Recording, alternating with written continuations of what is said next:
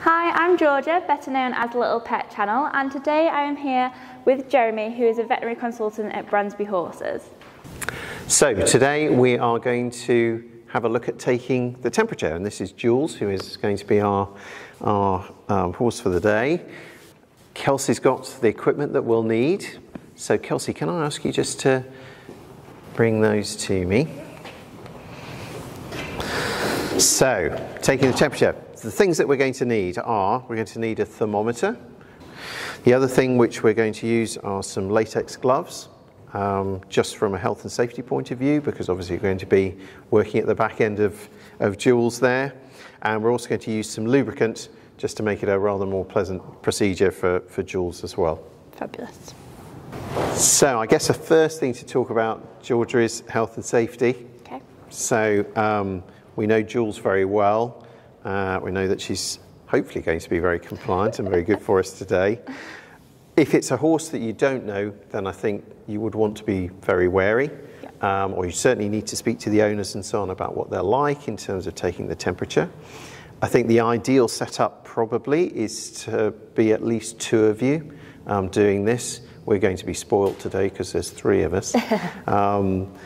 I guess realistically some horse owners will be doing this on their own, and that's fine as long as they know the horse well. Ideally, if they've got other people around on the yard, which will often be the case.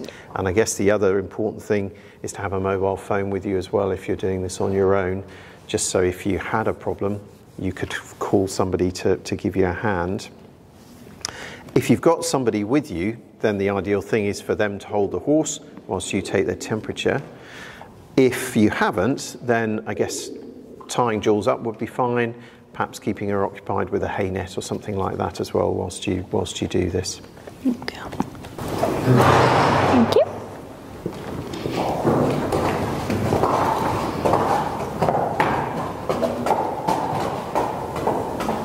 The first thing we need to do is just to make sure that our thermometer is working. Okay. So I'm just going to switch that on.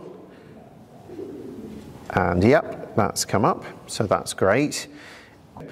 The next thing to do is just to put a little bit of lubricant on the end of here. There we go, and I'm going to give that to you, Georgia. Thank you. Next thing to do is just to gently put your hand onto her hindquarters so she knows that you're there. Good girl. And then we're just going to gently lift her tail up as well. Is this one that needs to be held to take the temperature? Yes.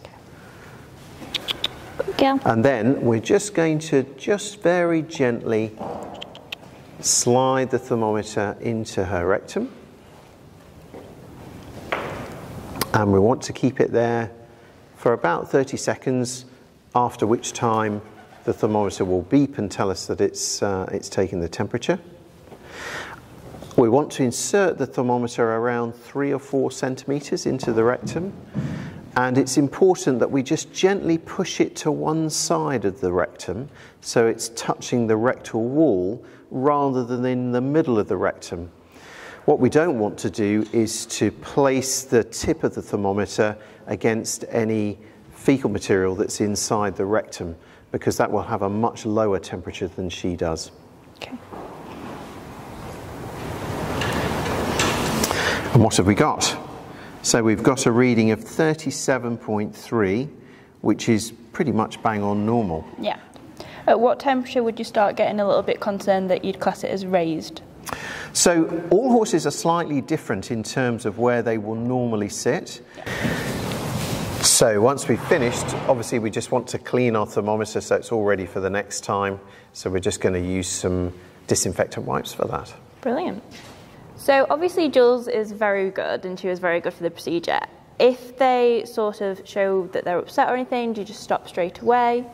Yes, I would do. I think if they seem to be distressed or uncomfortable with what you're doing, I would just withdraw the thermometer, just give them a few moments, maybe give them a bit of a fuss, and then try again. If they're still resistant, then I wouldn't pursue it. Okay. So why is it important that we take temperature when we're, possibly looking at strangles? Again, it's a good question. One of the first things that we'll see actually in terms of the clinical signs is an elevated temperature. So if we're taking the temperature on a regular basis, we'll notice that the temperature started to rise, which might start to give us a clue that something's going on. As the disease progresses, often we'll see some of the other clinical signs become much more obvious, things like a nasal discharge, and the horse becoming dull and stopping eating and so on. But as I say, often the very first thing that you'll see is that rise in temperature, which will just give you a heads up that something's not right. There is also a form of strangles called atypical strangles, where we really don't see very many of the other classic clinical signs, swollen lymph nodes, nasal discharge and so on, but even in those cases we'll almost always see an elevated temperature. So again, if we're in a yard where we know that strangles is spreading, it's a really good clue that your horse has actually been infected. Brilliant, so it's really important then that we do that. It is, yeah, absolutely. So we've seen how we do it. If you can just give us the step-by-step instructions on how to give a temperature. Absolutely. So the first thing to think about really is health and safety. So we need to know our horse, as we said before. We need to approach the horse carefully. Ideally, we want to have somebody else there to help us as well, or we want our horse to be tied up and occupied whilst we're doing it. Second thing is we just need to have the right equipment. So we need a thermometer. We've talked about the different types of thermometer. We want to have some gloves because obviously we're working at a dirty end of the horse. And we want to have some lubricant as well to make it as pleasant a situation as possible for you, don't we, Jules? Then we need to just very carefully approach the horse, lift the tail, insert the thermometer around 3 or 4 centimetres into the rectum, and we want to make sure that we're pushing very gently up against the rectal wall. We're not touching any feces, which, as we said, will have a much lower temperature. It'll bleep and tell us when it's ready.